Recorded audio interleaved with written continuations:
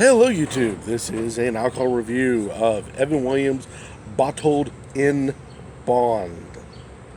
Or, according to the label, bottled under government supervision, 50% alcohol by volume, making 100 proof.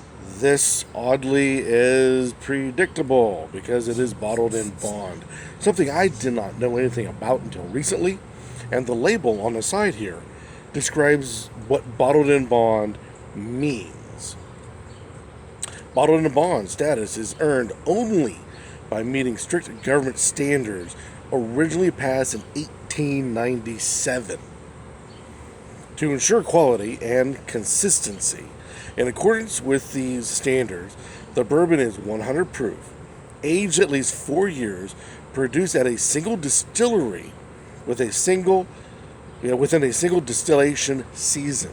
Turns out there are 2 distillation seasons per year. And not only does it say here produced by a single distillery, that single distillery is also run by a single head distiller. If that distiller changes any time within the framework that they're given, it does not qualify. Even though the new head distiller has not altered any of the recipe or any of the methods that would have been used or are being used by the original distiller who started in that season. So, there you go. And if it doesn't hit any of those, it cannot meet bottled in bond qualifications.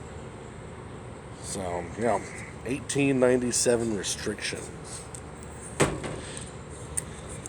So I've been noticing more and more of these in bond or bonded or so forth and so on. And Evan Williams, it's a good bourbon if you don't want to fork out tons of money. So let's say nice ballpark, average, middle of the road type Americana. So bottled in bond, I just had to give it a try. So here we are. It is a nice brown with highlights of honey yellow in it. Oh my.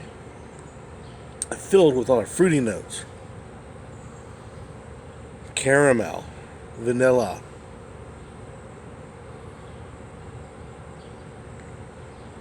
more fruit notes.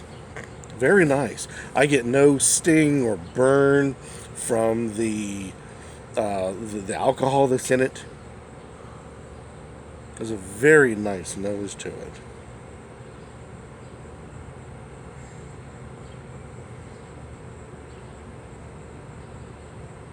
Well, it wants to tear, but it's sticking fairly well to the sides of the glass. So read into that what you will. It's still not tearing up. Like I said, at the very top, there's a little bit here. Now it's starting to. Alright, so it's thick on the side of the glass, but man, what a wonderful nose.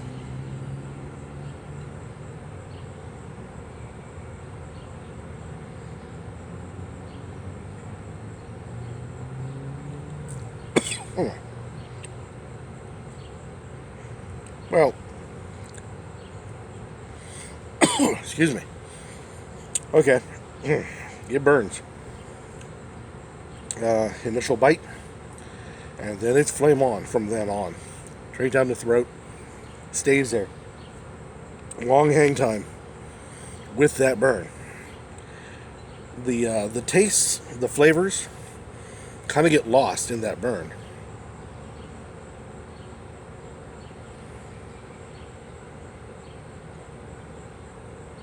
They're there.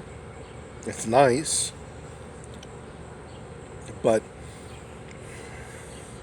it wants to bite, but it does not bite, which I find funny because it burns. And usually you get a sharp and then, right? No, this just burns. There is a charcoal burnt in the very back of the palate. And that hangs around for a long time too. with that burn. But all in all, mm,